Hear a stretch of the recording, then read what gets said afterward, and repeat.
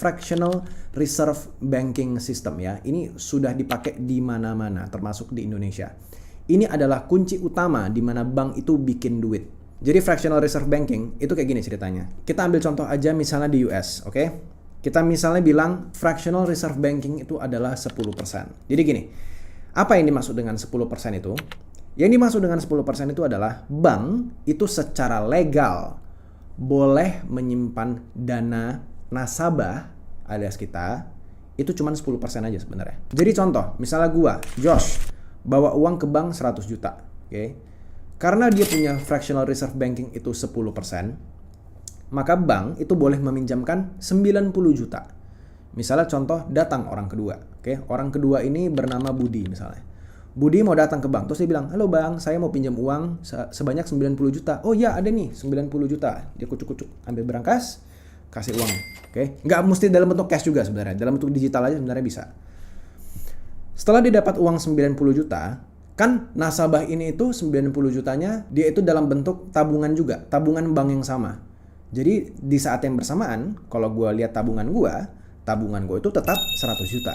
Tapi kalau kita lihat tabungannya Budi, itu ada 90 juta. Kalau kita gabung, 100 tambah 90, 190 juta.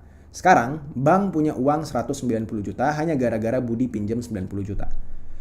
Lalu, masalahnya nggak sampai di sini.